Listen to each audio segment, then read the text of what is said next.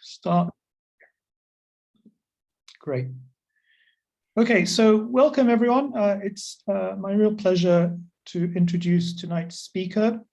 We have Professor Ricardo López-Pedreros with us. Ricardo is a professor of history at Western Washington University and currently a visiting professor, a Leverhulme visiting professor at the Institute of the Americas at UCL, and my colleague, which is wonderful. He is the author of a terrific book on, I guess, the making of the middle class in Colombia, titled Makers of Democracy, A Transnational History of the Middle Classes in Colombia. It was published by Duke University Press in 2019, and a Spanish translation will appear soon, published by the Universidad del Rosario. He is co-editor with Barbara Weinstein of The Making of the Middle Class Towards a Transnational History, also published by Duke. This is a very important book that really kind of set the bar very high for studies of the middle class in Latin America, and that I really encourage you to take a look at if you haven't done so already. But I'm going to let Ricardo introduce his talk today, just to say that the way we're going to run this is I think Ricardo will talk for about 45 minutes, and then we will have time for a Q&A after that, which I will chair. If you want to ask a question at that point, either just indicate that by raising your hand or by writing in the chat. Okay, so over to you, Ricardo. Thank you, Pablo. Thank you very much. So and thank you everyone for attending. Thank you, Sam, for all the hard work getting this done. It is indeed, my pleasure to, present my work here. And so what I'm gonna, present here is, partially just the first part about, the book that Pablo mentioned, Makers of Democracy, and the rest of, the talk is mostly, a part that I wasn't able to include in the in that monograph, and that now I am working for another co-edited volume. Here I think I'm following Pablo's example as well in terms of crediting a lot of books, but I think it's just collective effort make the difference to produce historical knowledge. So let me start by briefly describing. Oh, let me see. I hope that I can actually. Do you see my screen? Yeah, that's great. Thank you very much. I want to start the presentation here really quick by discussing the centrality and the marginality of the middle classes as a topic of a study of historical inquiry. Then I want to briefly describe the political and historical question I ask in this book, Makers of Democracy. Then I have to contextualize one of the main arguments I'm going to make about the formation of the radical petite bourgeoisie. And then I want to conclude with some what I hope are provocative thoughts about who cares about all of these things and arguments I'm making tonight. So this is the outline of my presentation. As Paulo said, I'm planning to talk for 45 minutes. Hopefully I can actually follow the rules here. So the centrality and the marginality of the middle classes.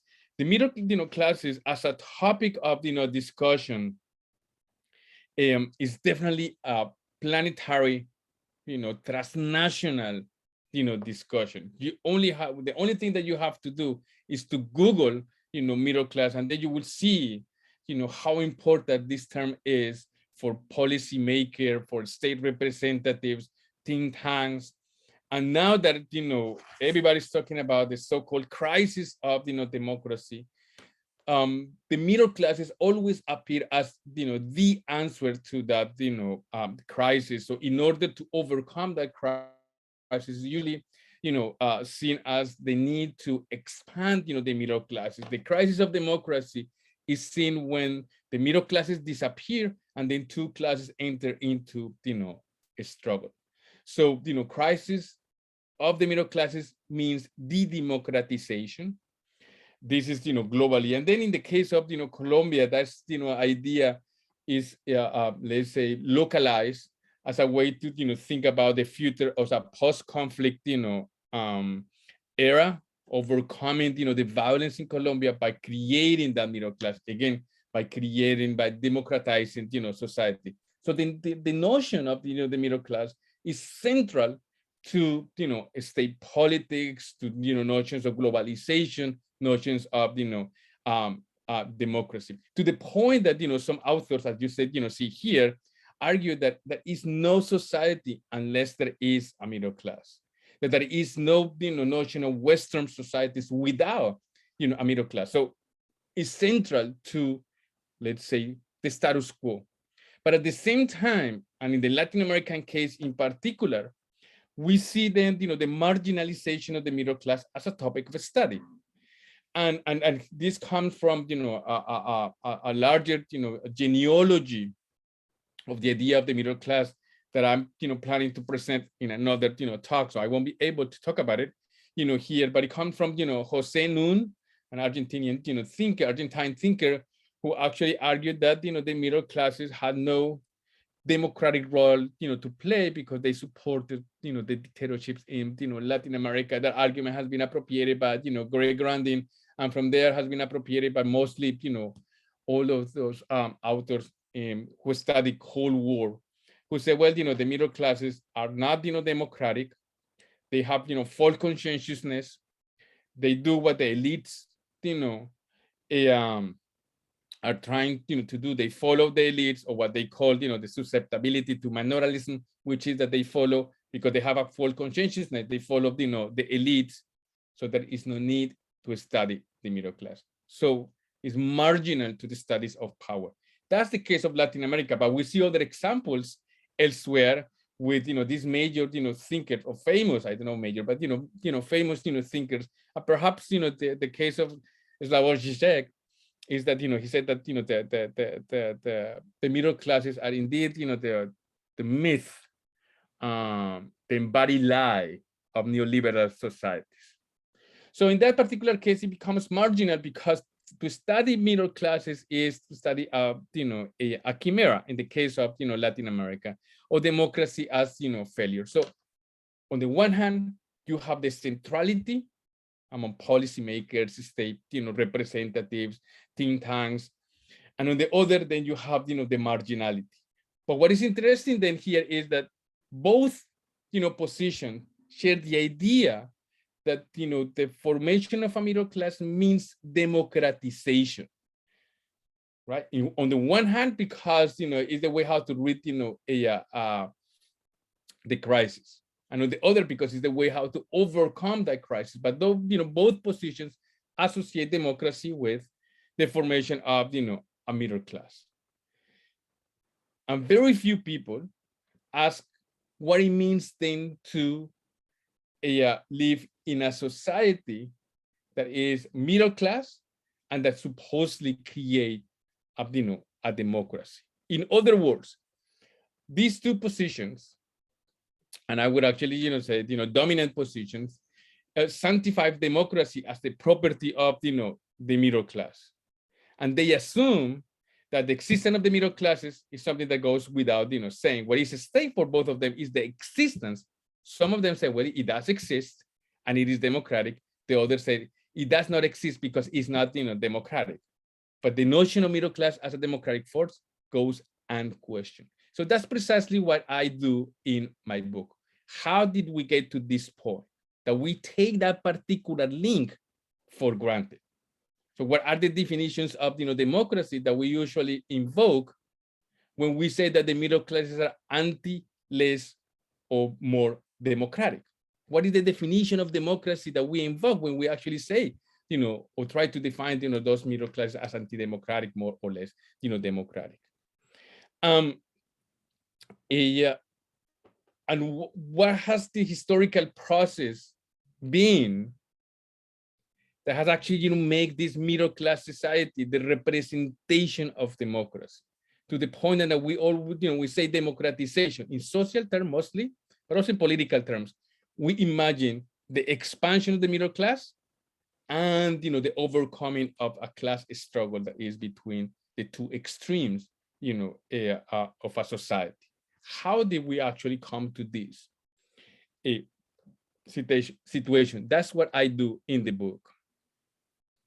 So what I do then is to understand democracy not as an ideological chimera, not as an end point, not as a notion of total emancipation without hierarchy, but I try to historicize democracy by studying the middle classes as an effect of competitive discourses, collective subjectivities, social movements, and political conflicts. In order to argue, and if you don't remember anything else from this talk, please do remember this part. And that is that to study the middle classes is to historicize the formation of a motley, and here I'm following Zabaleta Mercado, a Bolivian thinker, forms of technologies of domination we like and defend, or we like to call and defend, as democracy. So what I do here is to show how this notion of the association between democracy and middle class has certain specificities, certain particularities that has achieved a level of quote unquote universality that now goes, this goes without saying. So I tell that story in a transnational framework by studying the following. I have to give all of this context in order for my argument to make sense. The main argument that I'm going to talk about today. So what I do in the book, I divide the book mostly in 2-3 parts, but mostly 2 parts. The first part is called Conscripts of Democracy and the totemization of a transnational society. And what I do is I offer a genealogy of the idea of the middle class and how that idea, particularly after 1945, after World War II, create this notion of middle class as a representation of democracy through the expansion of social sciences in particular, and developmental projects in general. So what we see here is that well, let's say the founding father of social sciences, in the particular case of Colombia, I'm thinking about Fals Borda, who started making the argument that in order to overcome, in the Colombian case, a decade of violence, of political conflict, they needed to create a middle class in 3 aspects: professionals, or 3 social actors rather: professionals, small business owners, and employees. But as they were doing that, in their knowledge production, they start to link the association between democracy and populism, or what they saw as populist manifestation, that they were mostly thinking the Argentine case with Perón, but they were also thinking about the Colombian case, but they consider felt populism that has actually led to a decade of violence. So they say, well, democracy cannot be a populist definition of democracy. And in the current moment, I see some echoes of this particular discussion, that democracy is now a manifestation of populism. It was a similar discussion in the 1950s. So they're going to say we need a democracy that is a professional democracy. And on the other, they also say that they needed to avoid the consolidation of an oligarchical rule. embodied by very traditional elites. That's the language they use. So they link democracy away from populism, which were associated with workers, and elites, because the elites would create oligarchical rule. In the process, then they imagine three groups: professionals in order to professionalize social relationships, professionals working for the state to create political tranquility. They would teach the poor how to be democratic.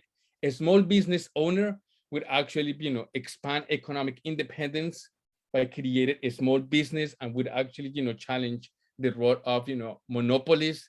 And then you have white collar employees that, according to the different economic theories of the particular moment, they're going to say they're going to be able, the notion of white collar worker, or rather white collar employee, because worker they couldn't use,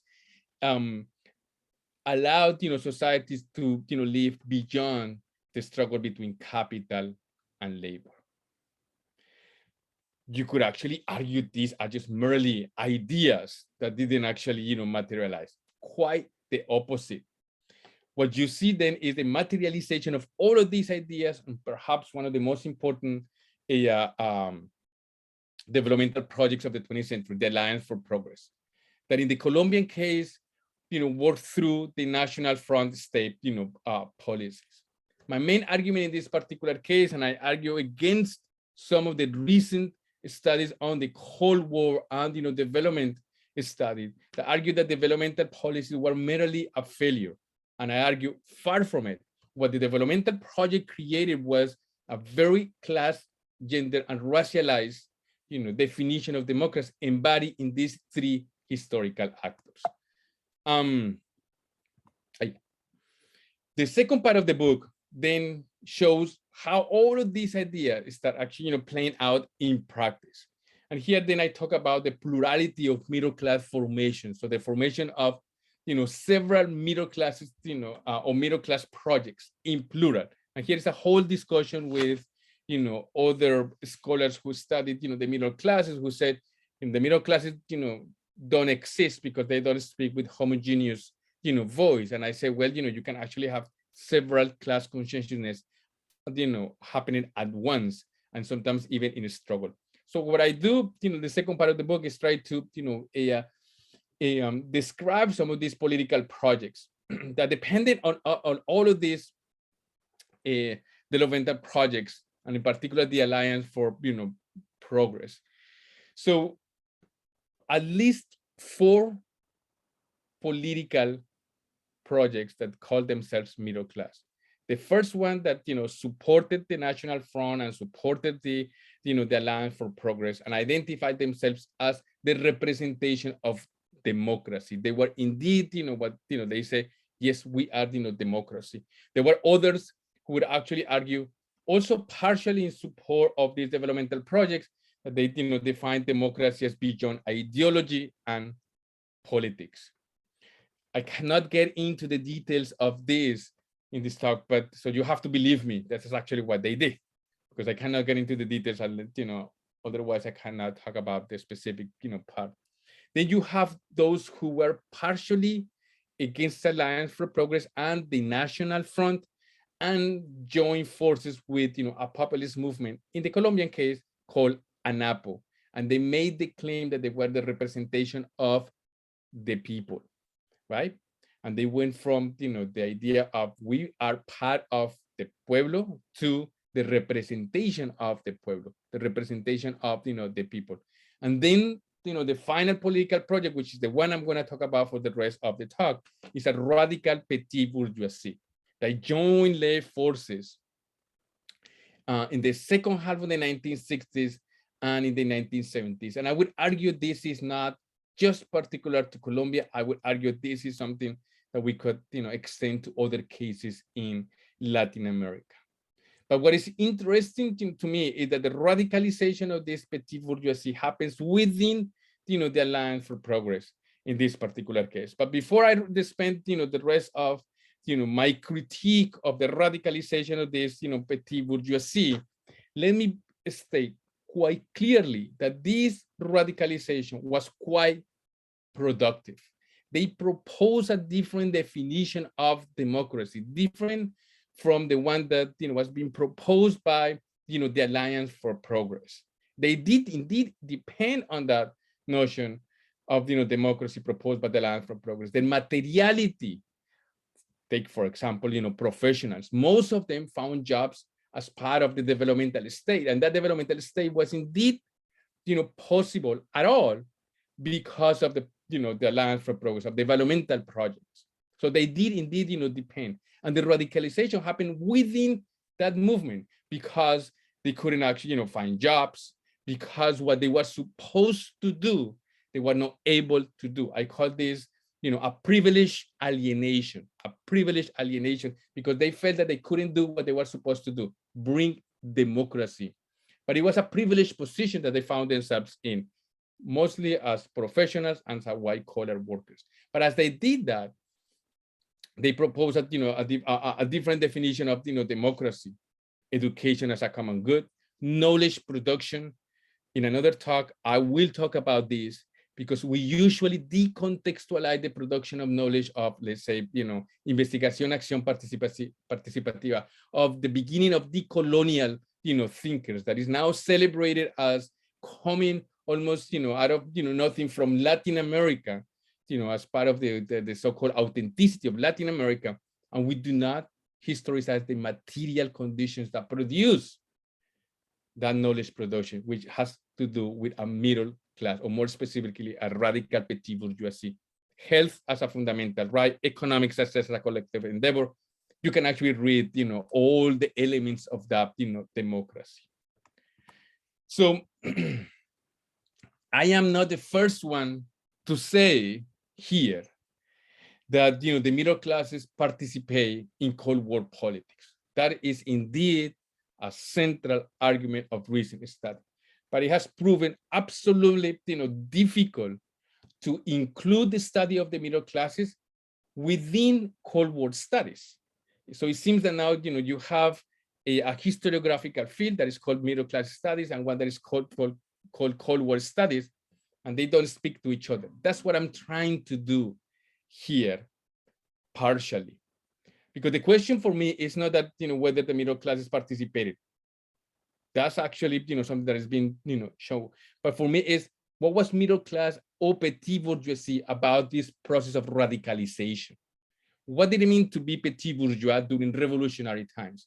And I'm going to do it here as a question of memory making. How do these people who were radicalized as part of Cold War politics in the 1960s, 1970s, and 1980s remember that process of social awakening and political radicalization? When we ask this as a question of memory, we see how we keep reproducing what I would call middle class projects at the core of the argument that we actually take now as explanation of what happened in Cold War politics, or the period, right? So we keep reproducing class and even gender arguments at the core of Cold War studies. So so this is indeed part of ethnographic work, an extensive ethnographic work I have actually done with these. They call themselves activists. They work for the state. They were part of the Alliance for Progress. They have the hardest time to recognize that that was the case. They keep, they now are retired from those jobs coming from the state benefits. So I did these interviews and most of this work in 2005, 2006, and then in 2010, and then another part in 2016. But I'm going to focus mostly 2005, 2010, and the context of the production of these memories were the consolidation of the democratic security regime by Uribe Vélez, Álvaro Uribe Vélez. And in that particular context, you have official memory about the radicalization of the middle classes in particular during the 1960s and 1970s. And they, to put it quite simply, so left political radicalization as a manifestation of terrorism, right? And Uribe Vélez would actually use that argument to say, well, the past the Colombian past has been defined by violence, and now I, as a leader, as a messiah, I'm gonna take Colombia away from that, violence, and bring it to, peace through, of course, paramilitarization of society. The neoliberalization and paramilitarization of society work in tandem. In that context, then, the middle class appears as, improper political subjects because they are representation of, terrorism. And then, the proper middle class appears as, the commodity, a middle class society appears as the proper subject of, the nation. Here, what they argue in this official memory of this radicalization is that the middle classes did not need to radicalize themselves because they were middle class, that there was no material reason to do so.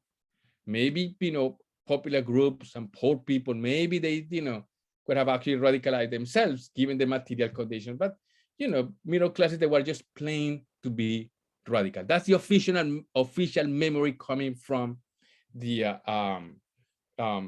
Uribismo, then, or Uribismo and the right, but it's not just, the right, it's a larger, belief, here. And then what you see then is an association between or a notion of revolutionary, voluntarism. They wanted to play, right? So they didn't actually have to, radicalize themselves, because in the Colombian case, unlike other cases in Latin America, we have the National Front. We did not have, a dictatorship. So there was no need to, for radicalization. In response to that official memory, we see all of these radicalized petite bourgeoisie responding to that official memory by saying, no, we radicalize ourselves because the National Front was an elitist, exclusionary political project that in the name of anti-communism exclude, several groups for political participation and representation. So here we have the official memory and the dissent,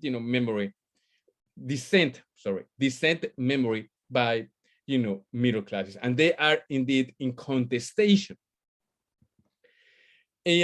But these, dissent memories, simultaneously, as they speak against that official memory, we start, seeing the creation of an official memory within dissent memories.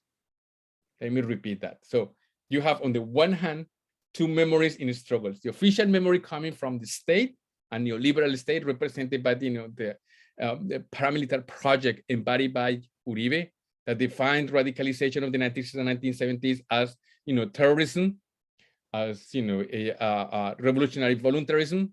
And then you see those who have been qualified as, quote unquote, terrorists, say no, the radicalization had to do with exclusion of political, participation, to put it quite simply. But then within that, dissent memory, you start seeing, the consolidation of let's say, official memories. And one of them is the transition from, being middle class to be petite bourgeoisie. And here, let me read a testimony by Marta Jaramillo, who in the first part of the 1960s, and as part of developmental programs such as the Alliance for Progress, has secured a job as a professional at Incora, and later in the decade as a professor at Universidad Nacional, the public university. And she remembered an unavoidable, question, or what she considered was an unavoidable, question. She said, I had always thought that I was very much part of the middle class. Then I realized I was part of the petite bourgeoisie. Well, it was the 1960s and the world was politically boiling. I read The Old Guy, Marx, and I realized that I was, in fact, as petit bourgeois as one could get. I was petit bourgeois to the core.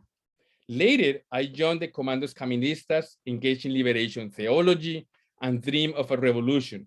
We kept discussing who were, because we knew all too well, but perhaps too few dared to recognize it, that we were petit bourgeois. What else would we do? Sorry, what else would we be? We read Marx, Lenin, Mao, the Bible, and so many other books, and we discussed the so-called petit bourgeoisie vices and virtues, what we should and should not do for the revolution, and everything else for the radical transformation of society. So it is clear that in terms of the memory, there is a transition from being middle class and petit bourgeoisie. As I try to show later in the talk, we'll see that there is a connection with a transnational left, but in a context in which a neoliberal belief of depoliticization, on the ideologization of society, this radicalized petit bourgeoisie remember also the 1960s and 1970s and the radicalization and social awakening as a way to make the claim in the present that they were politically consequential individuals. But given that how much they were invested in that process of radicalization, their memories are full of class, what I call class frustration and gender disillusionment. So these are three elements of that distant memory against an official one from the state, but that is becoming quite official within those middle class radicals. And here's what things start getting interesting, because I see some echoes in the in some of the arguments that we have made about the oh my goodness, how I'm doing with them. Okay, all right, I think I'm I'll manage just fine. All right, so so these emblematic memories, within decent memories, we start seeing the role of class and gender as they remember that process of radicalization. The first one, and perhaps the most powerful one, is one that you actually see. For example, I have to say, you read Greg Grandin, it is right there. And it's interesting because Greg Grandin does not recognize or acknowledge that some of these arguments are coming from Latin America. But as some of them say, Greg Grandin has internationalized some of these arguments for the world without acknowledging this. But that's a different argument altogether. But the emblematic memory here is that they remember radicalization as a product of radicalization as a product of a revolutionary decade. So they posit political radicalization as a product of radicalization itself. In a theological and circular explanation, they understood a revolutionary movement as generating radicalizing events, and they simultaneously assume that these radicalizing events ignited the radicalization and polarization of society, so that they could actually argue and remember the following: nobody, and I'm quoting, nobody could avoid radicalization. You would breathe radicalization. You will feel it. It was there. You could see radicalization. So then, it is a way then to avoid what I would consider harder questions about, class, power, and gender, dynamic. It is in this particular, moment that you see that radicalization, in terms of their memory, appears as a historical inevitability. That is to say, well, it was the 1960s, it was the 1970s. Everybody was getting radicalized, obviously. And in this moment, things start getting very difficult, in terms of the conversation. I have to confess that in so many cases, this was the end of the conversation. They told me the questions I was asking were, preguntas estériles, unfruitful question, which can actually, be the case.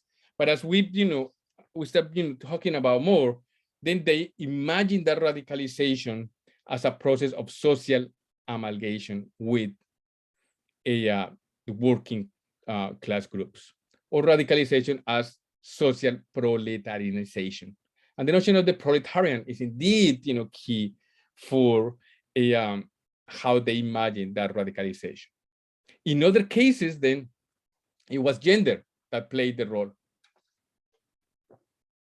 On the one hand, because they said that they became proper men, that before the radicalization, they remember, they were little women, their words, or, petit bourgeois kids.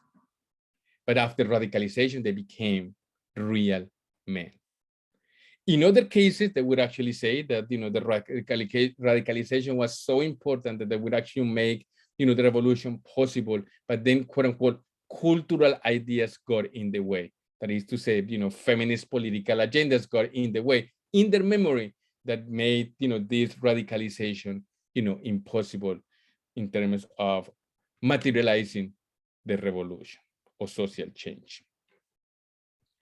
So in this case, what I argue is that within those memories, we see how they reveal their petit bourgeoisie identity.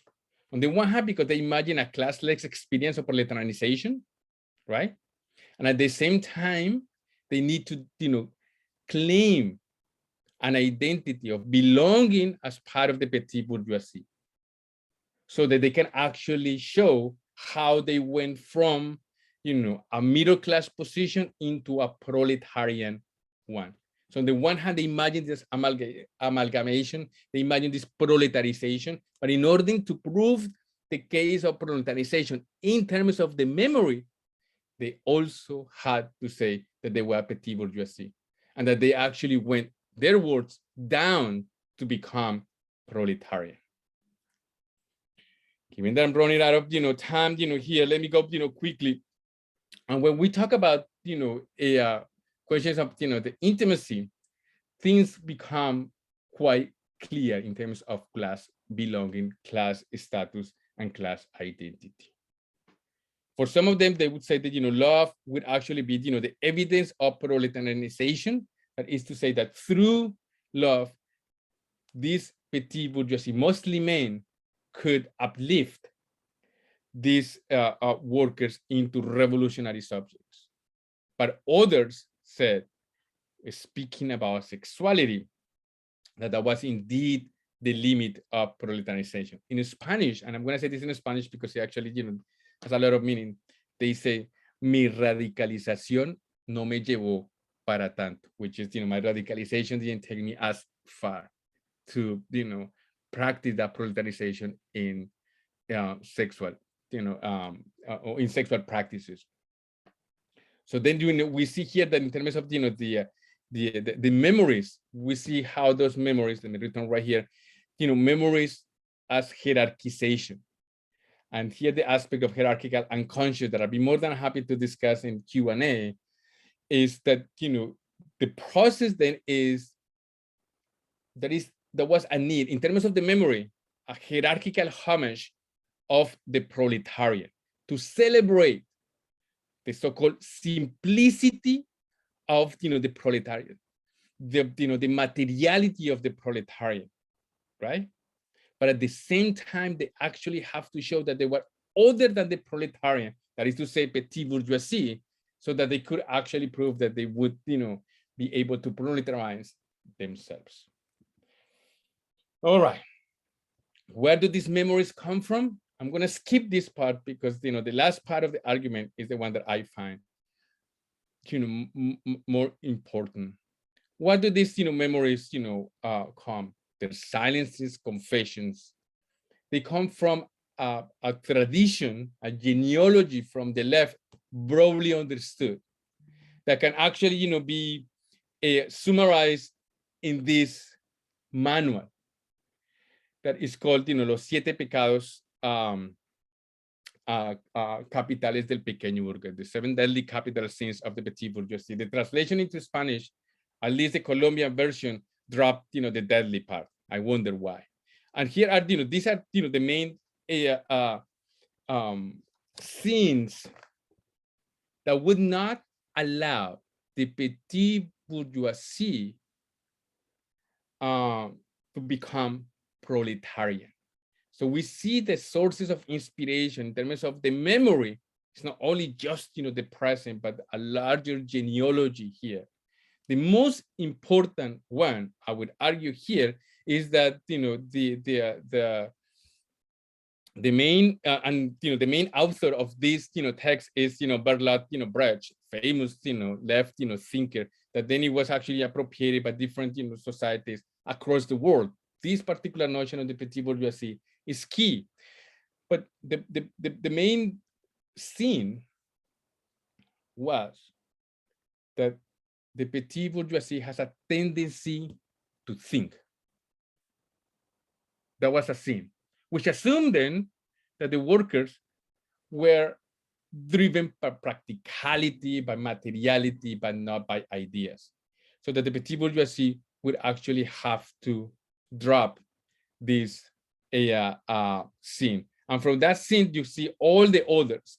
And I'm just gonna just mention them, because as I said, I want to get to the final part of my presentation. Laziness, right? Not working, not to work politically for good causes. Pride, to think of superior terms to others. Silence, speak against injustices. Luxury, privileged consumption, greed, and envy. So all of these, were seen as sins of the petit bourgeoisie, something that it was particular for that class. And this is just one example. One of the things that you see in the archive from different political movement from the left is the thousands of manuals on how to remove what they say it was the original sin of every revolutionary, which was to be a part of a petit bourgeoisie, which recognized that they were, because otherwise, why would you actually have to say that it was a sin? So that they need to train themselves to be proletarian by overcoming all of those sins. And that actually, revealed itself in, the members. And I am sure that you must be thinking, oh my God, all of these ideas, all of the discourses, tell me something more, practical. These were not just abstraction. I'm not just making the argument for a linguistic, idealism of sorts. Far from it. We are talking about class, you must be thinking. And class is a question that is very tangible, it's very material. Let me make my case as to why these hierarchical unconscious, these memories and the sources of inspiration were indeed materialized by talking about the popular trial of José Raquel Mercado. And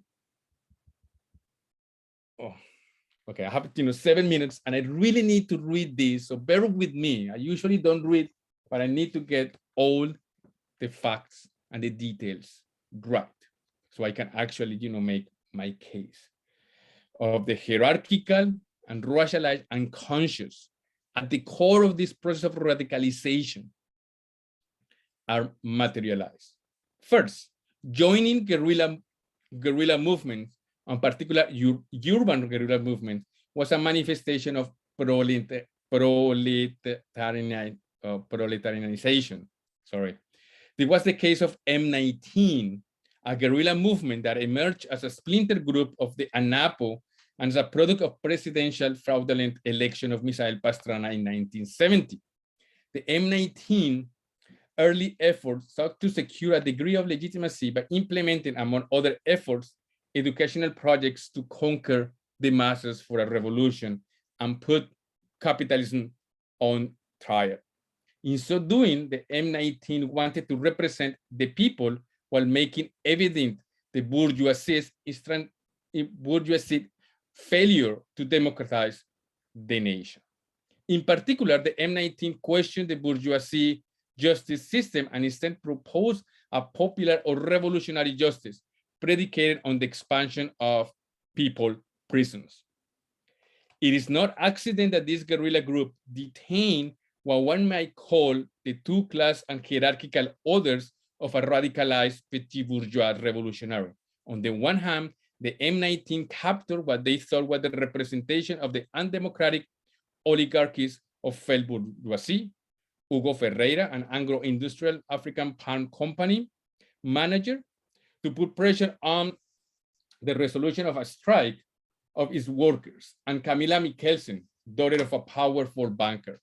On the other, the M19 imprisoned Jose Raquel Mercado, the president of the Confederation of Workers of Colombia, to face a popular justice trial given Mercado's role as a working class union leader. As a way to conclude my talk here, I want to focus on the latter, as it shows how the petit bourgeoisie radicalized identity has a longer genealogy that is manifested in the memories that often goes unaddressed when we say, the middle classes just joined the working classes or, the elites. Questions of proletarianization intimately shaped the claims about justice, forms of legitimate and militarized violence, and the visions of self-determination that M19 reclaimed at the core of this popular trial. It is clear that the M19 has said that what happened to Jose Raquel Mercado was indeed a mistake.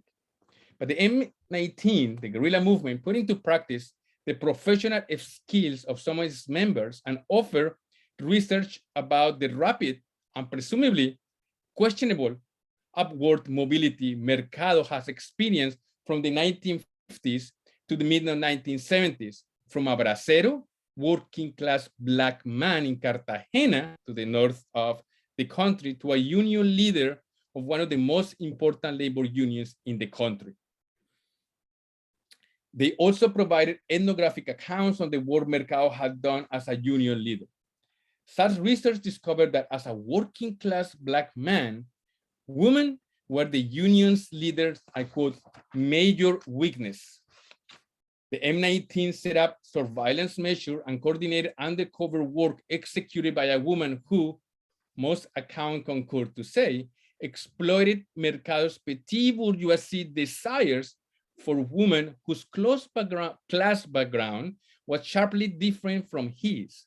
Indeed, mobilizing larger racialized discourses, these guerrilla members assigned a hypersexuality to Mercado as a black man, one that presumably privileged masculine body pleasure energies with elite women. One that presumably privileged masculine bodily pleasure energies with elite women over a politically commitment to the interests of the working classes.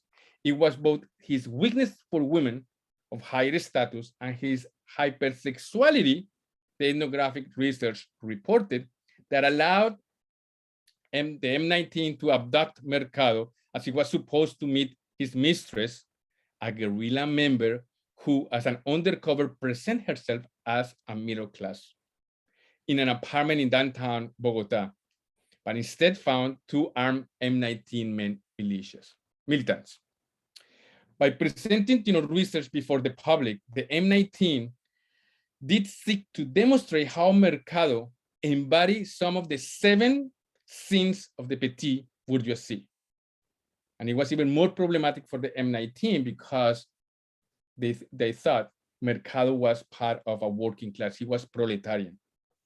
Mercado was brought to popular justice because he was, above all, an improper proletariat. And thus, as the M19 first accusation made clear, the enemy of the people. Indeed, some members of the M19 argue he was weak, a feminized and politically lethargic working class leader, less than fully man, just a black man, they said, who could not stand before the oligarchies and imperial power, as he often preferred to promote harmonious relationships rather than conflict between capital and labor. Mercado, as partially feminized body, represented the victim of capital exploitation. For other, mostly women, Mercado was a macho womanizer, politically unprepared subject, and the embodiment of a false conscientiousness as a proletariat. And this was in these anti-political attitudes that did not allow him to embrace proper masculine roles of confronting the struggle against the oligarchs. Following these, questionable manifestations of masculinity, Mercado endorsed a union bureaucracy that disallowed the development of working class democracy, since he dedicated himself to please and collude with the oligarchies with sindicalismo patronal. In some cases, as a feminist subject, in others, as a hypersexualized body, he was not politically autonomous agent, and thus a servant of the need before imperialistic forces.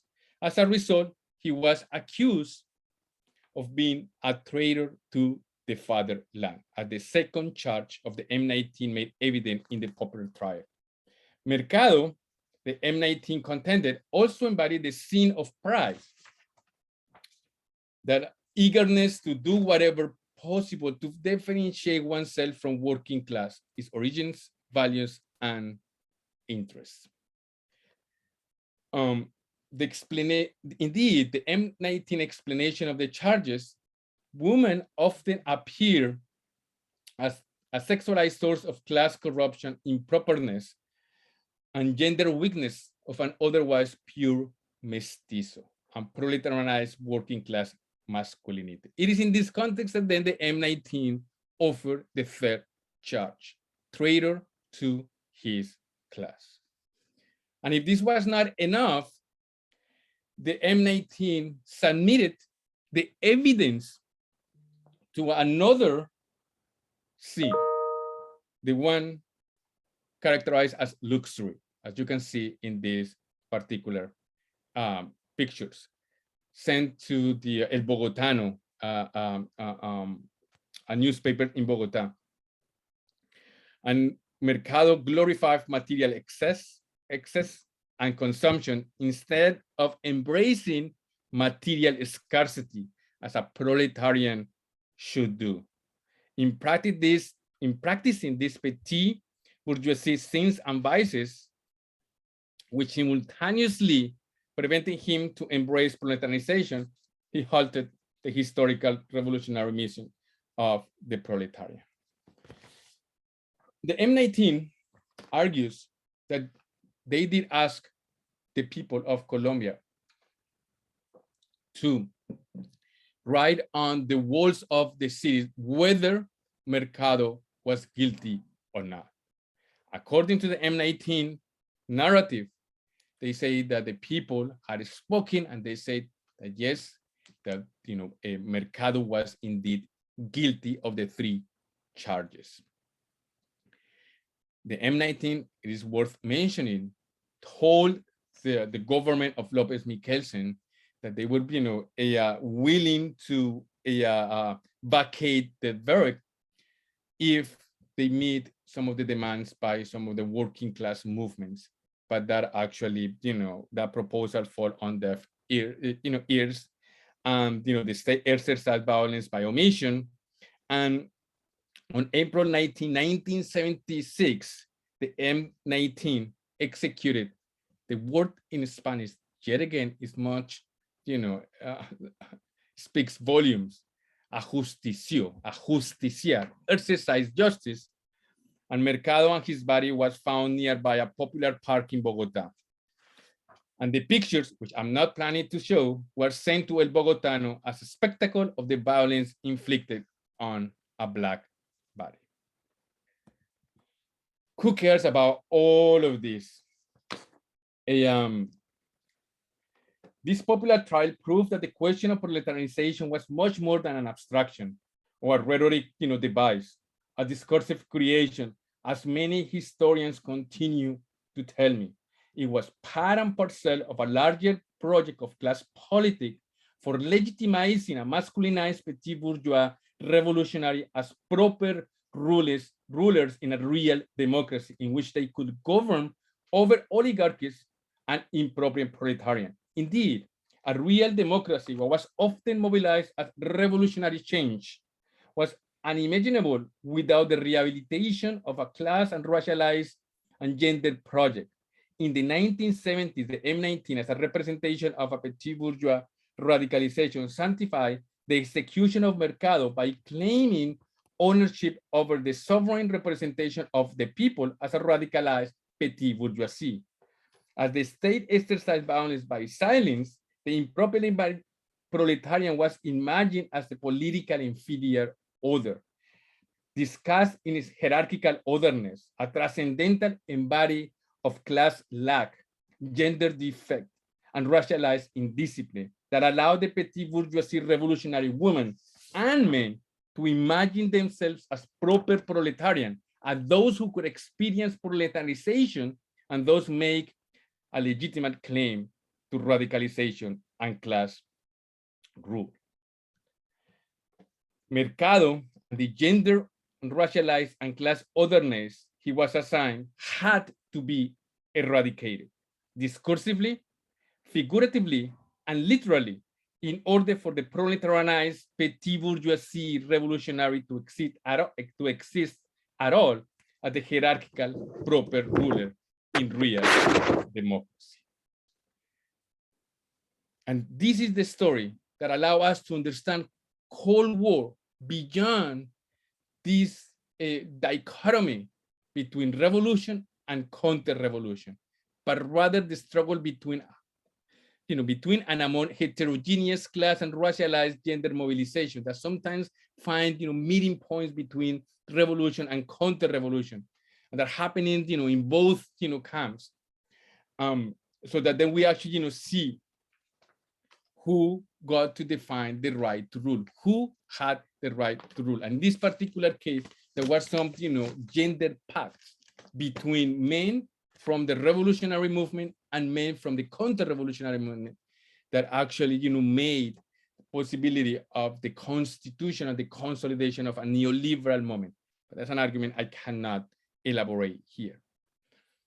But it is in this particular case that then we see that the middle classes have consolidated its power by saying that the only authentic and unique struggle of our time is the two-class society. And that narrative protects the forms of domination embodied in a transnational middle class by saying, let's study other, the others of the middle class, but let's avoid talking about, the middle classes. So as a conclusion, when we study the middle class and the complexities of the middle class, does not get us away from history of domination. It's a way to study history of domination that often we call democracy. We often celebrate as democracy. Thank you very much. Thank you, Ricardo. Can you stop sharing your screen? Absolutely. Yeah. Yes, thank you. Great. Okay, well, that was a terrific presentation, and I'm sure has given everyone lots to think about. So are there any questions? Siwa, yes, go ahead, please. Hello. Thank you for a Thank you for a fascinating talk. I really enjoyed it. I have 3 different questions, but I'll start with one to not be selfish. Quick one. Do Afro-Colombian women remember Mercado in the way that other Colombians do? And is he remembered? Is it someone that you've found, or has he got a broader kind of space in collective memory? That is 2 questions, I know. Thank you. Oh, thank you. Should I get more than one and answer those so I don't monopolize the floor? Oh, I don't see any more, right? But are there any other? Maybe answer that, and that will give some time for others to formulate their questions. Okay. Well, this part. Well, part of my another project I have is definitely to see the multiplicity of memories about Jose Raquel Mercado. So I don't have the the specific answer as to how Afro-Colombian women would remember the role of the participation or the political participation of Jose Raquel Mercado. But what I like to do is to then, compare some of the, memories that I've actually, discussed, here, and then how they, remember Jose Raquel Mercado. What I can actually say here is that the figure of Jose Raquel Mercado has become, let's say, or the memories about him have become an empty signifier, particularly from, the right. They have actually used, this particular case in order to delegitimize the project from, the left. And they, of course, say, well, the left is violent. We are not, violent. Look what happened to, this person and everything. But I have to say, I have not done research about how Afro-Colombian women would remember, Afro-Colombian women from different, classes, right, would, remember the role of Jose Raquel Mercado. There is a very strong idea of the womanizer. And the womanizer, in the particular case of, Jose Raquel Mercado, is seen as improper because he is challenging class hierarchies, those who are not, either from the left or sometimes, from the right as well. So in this particular case, it would actually be interesting to see if this notion of womanizer is seen in a different light for other, social groups. But I have to say, I have not done the research in terms of those, memories. So it is indeed, difficult to answer that, particular question. Sorry, but thank you. No problem. Yeah. Sorry, thank you. Tom. Thank you, Ricardo. Really fascinating talk. Let me ask two questions. One, could you talk just a bit more about how you decided who to interview? Like, what was the sort of scope, and how you found people to interview? Whether how you went about that method. And the second one, I suppose I'm sort of thinking comparatively as a Mexicanist, and a lot of this I can see could apply, and I could think of sort of similarities.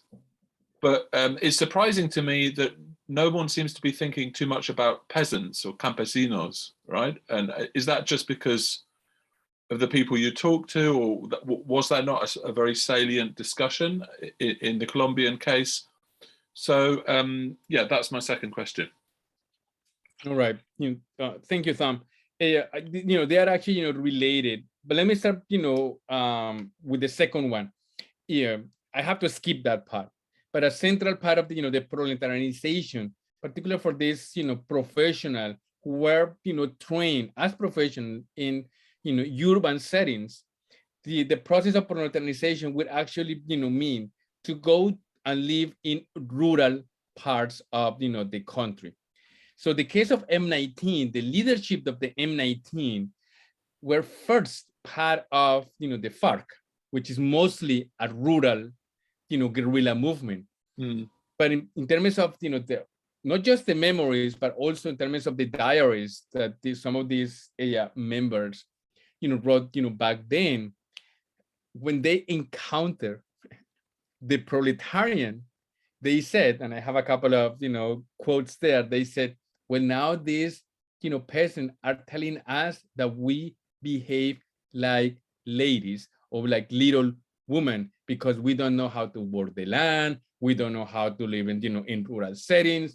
So there is a process of, class and even gender frustration in this particular case. And so then, they return to urban, setting and create urban guerrillas, which is the case of the M19.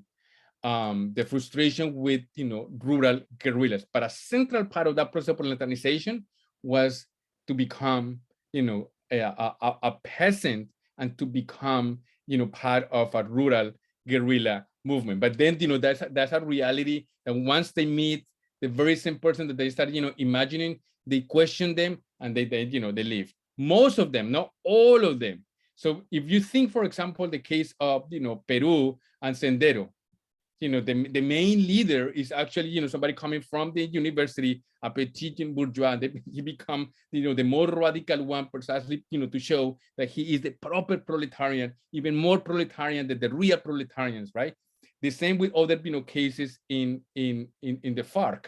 The most radical, positions are coming from that, petit bourgeoisie. Now, who did I interview? On the one hand, the methodology I used was that at first, all of these studies was going to actually, be in the until the 1950s, but then it moved to the 1960s. And the particular reason is that as I started, doing, research, people I knew through this, well, my father went to the National University. I started, seeing familiar names in, the archives, people I knew that were very much part of this petit bourgeoisie. And so that was indeed, the connection in terms of, who to interview. But as I said, some of these interviews were rather, difficult because I have to deal with the very framework I wanted to question, that there was indeed, an hierarchical unconscious, and the negation from the psychoanalytical point of view says a lot. So that's how I made the decision about who to interview, the people who I start seeing some names that look familiar, and I knew who they were. Okay, thank you. Stephen? Yes, hi, thank you, Professor, and thanks for having me here, those who put this together. It occurs to me, I read your book I think when it came out, but it occurs to me now especially that there's so many, not just like parallels, but connections with the present moment. You have a former M19 guerrilla like leading in the presidential polls, kind of running on a platform of sort of fulfilling the actual promise of democracy in Colombia. You have probably the children of many of this petite bourgeoisie class that you're describing played a pretty formative role in the recent Baro, or like uprising from the student movements. And we could keep going on. So I guess I'd just be generally interested in how you emphasize sort of the structural conditions that shape this moment and the different possibilities. So I guess how would you understand the differences maybe that exist now, in what are the conditions that are framing what I think right now it seems like the middle class is very much as it was then, this sort of contested political terrain, and you have people claiming to be the sort of, we're going to make responsible change happen, and we represent a sort of more pure petite bourgeoisie ideology in that sense. But so what are kind of the different structural conditions now that are maybe and how do you kind of see those possibly playing out in the present? Yeah, well, that makes me think of a central argument that I partially made in the book, but that I'm trying to do with another project here, a biography that I'm writing of a petit bourgeois actor. And that is that the radical petit bourgeoisie that I have discussed today is the one that we have actually forgotten. And what I mean by this, of the definition of democracy, that this political, or this politically radical petit bourgeoisie has been erased. So when we talk about the notion of middle class, is the one that, to put it quite simply, is the one that is identified with neoliberalism. So what is at the core of a notion of neoliberal definition of democracy is indeed a middle class that is not the one that I'm talking about here. This one is the one that is often seen as improper. So what I do in the book is try to explain as to why a notion of middle classness and a middle class became the hegemonic definition of democracy by excluding other definitions of middle class or the radical petit bourgeoisie. What we see in this particular moment right now in Colombia is a partial struggle between these definitions of democracy embodied by middle-class identities. One that is, let's say, to put it quite simply, white, traditional, and the other more, radical, socially inclusive. But the latter has been actually, forgotten as improper, politically speaking. The former is seen as the example of a post-ideological, post-political, post-racial, society. The latter is seen as a political manifestation, as a creation of ideology, as the one who promotes, the ideology of gender, the one that actually promotes, or ask questions about race, and then becomes, create conflicts in, society. But these two are in a struggle, among other, definitions of, democracy coming from other, groups. So what I do in the book is try to explain why there is a dominant definition of middle classness that is associated with, middle classness, and then, let's say, subaltern middle classes are often get marginalized. That's one of the things. And then, the other aspect is the notion of middle class society, which is different from middle class identity. The notion of middle class society very quickly is the one that, even people that by obvious measure in terms of economic status, you would actually say, well, they are working classes, but they consider themselves, middle class. It is important for us to, to say how in that process, there are some elements of radicalization, political radicalization, that are important to take into account, that are at the core of some of these social movements. We tend to think, because neoliberalism has a major anti-political stand, that, so they criminalize protests, that the moment that we see protests on the streets, we think most of them are anti-neoliberal. And most of them, I would argue, yes, but not all of them. So what we see here is, some middle class that are actually, fighting for more neoliberalism. And there are other middle classes that are actually against some neoliberal, definition of society. And there are other, that are way more radical, trying to go beyond neoliberalism. But that's, let's say, the complexity of all of these, political, demands, in which, the notion of middle class is key, but that, also respond to different political projects. Maybe I can ask a question.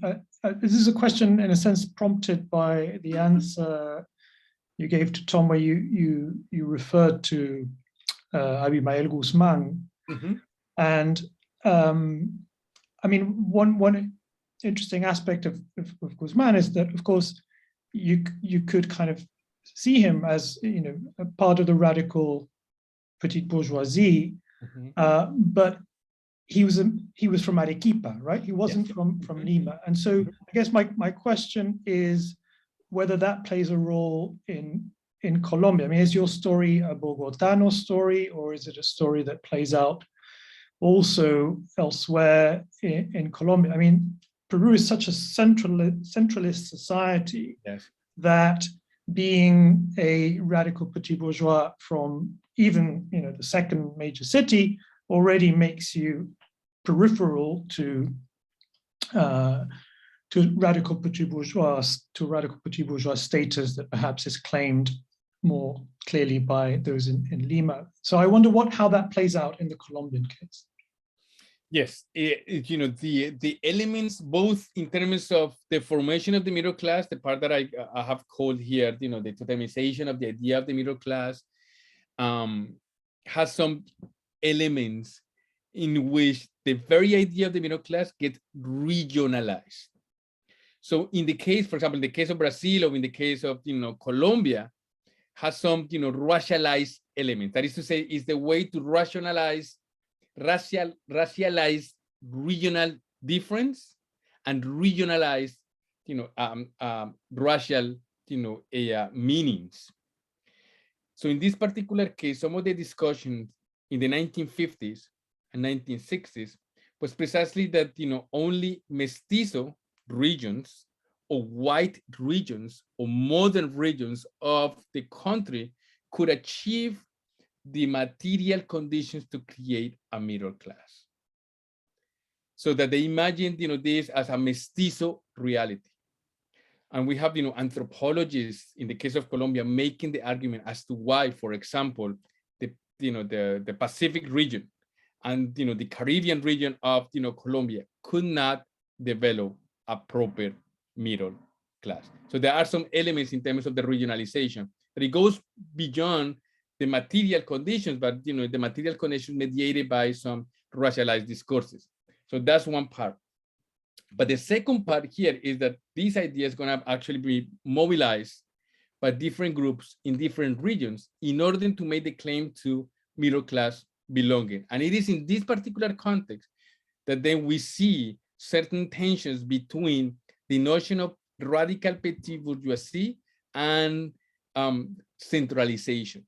That then, cities would actually bring revolutionary change and not, and that was one of the major claims of, urban guerrillas, that, the revolutionary change could not happen in rural setting because they were backward and everything else, right?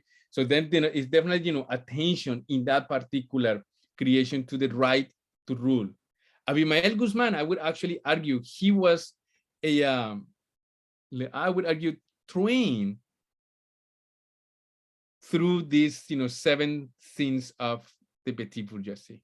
I would say that, these are where, some of the, so he could actually, make an argument against a centralized petit bourgeoisie from the major cities, as much as he could actually, embody that part in relationship to the other, the peasant, the one that has to be, proletarianized, the one that actually need to be taught how to make, the revolution and be a proper, revolutionary. So it could actually, be both. And in some cases, in contradiction, but still, working in tandem.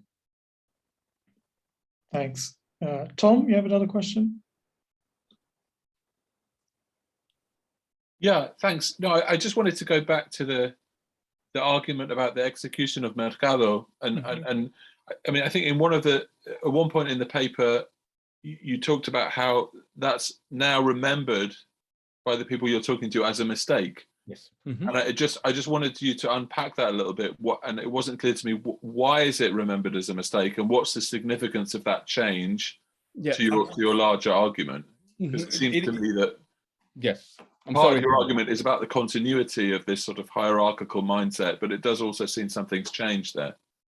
Well,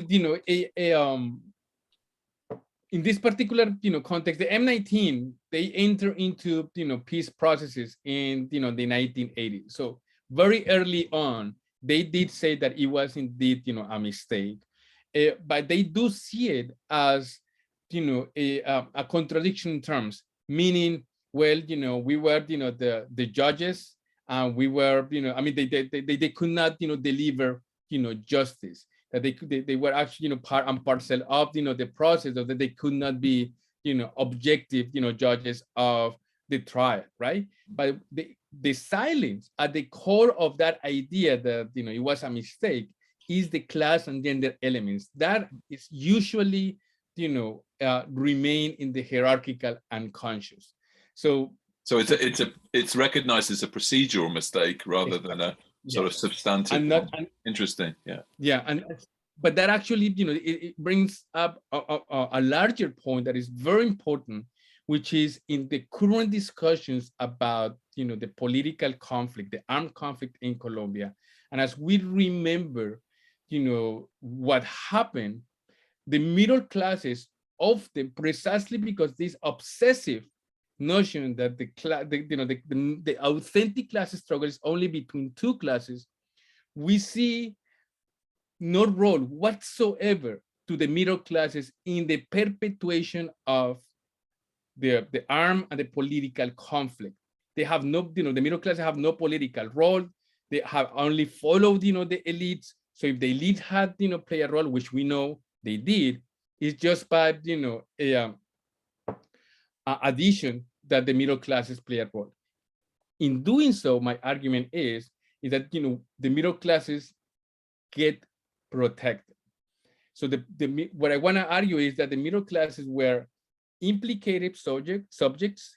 They were perpetrators, as I tried to show, here, and they were also victims of the political conflict, all at once as a class. And when we are actually, there, it seems to me that then we can actually go way beyond the notion of the mistake, because it's, you recognize the mistake, it seems, is just, well, something that you did, wrong. And what remains unquestioned is the very system, what I call, the notion of the right to rule, the question of, democracy remain unquestioned. So we need to introduce the histories of the middle classes, the question of domination, at the core of how we remember, the political conflict in Colombia. Great, thank you. Are there any other questions for Ricardo?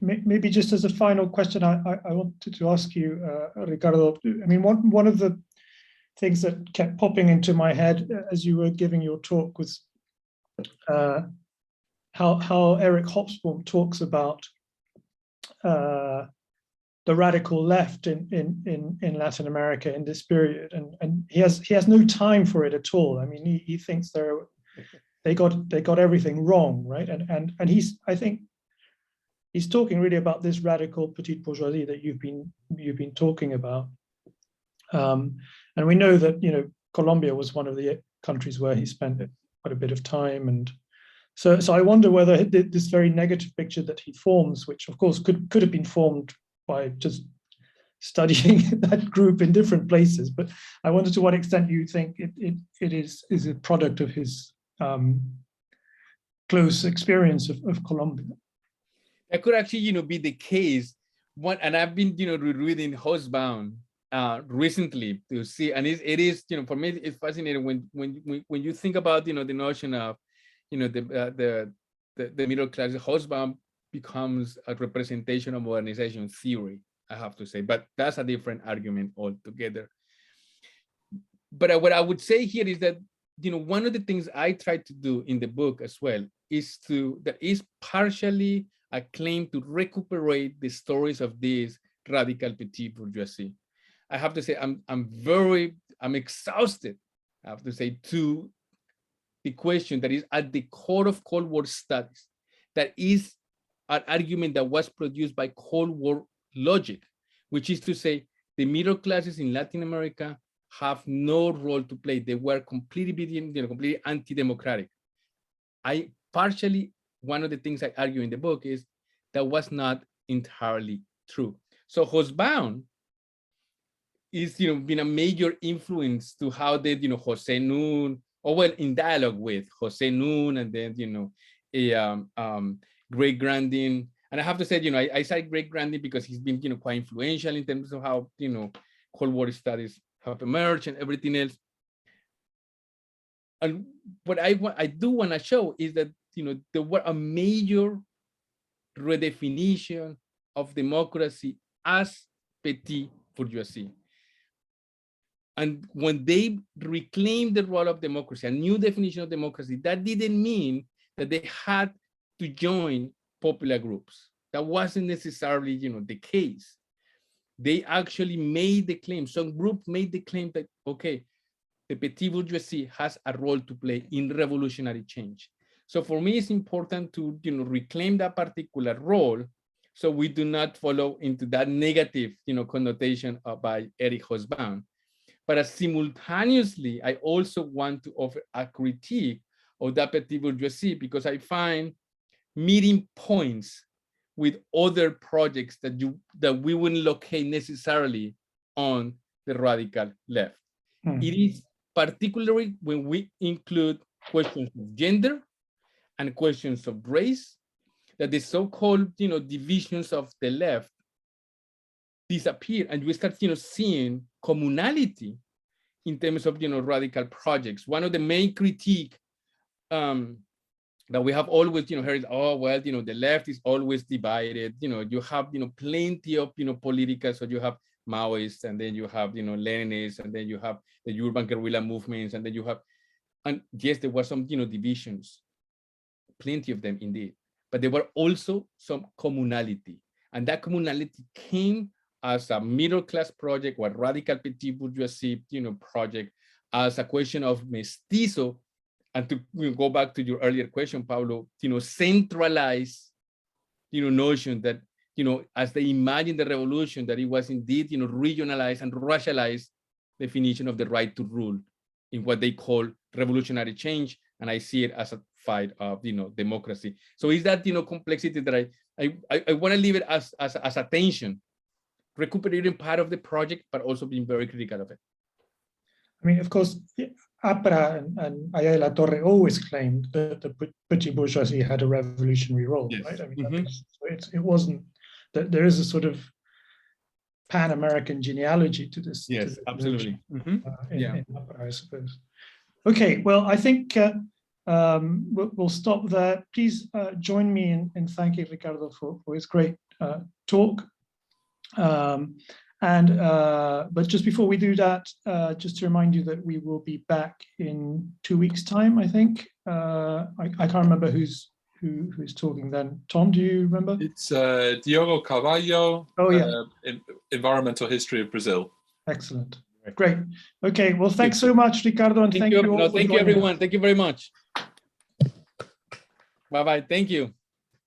Bye. Thanks all.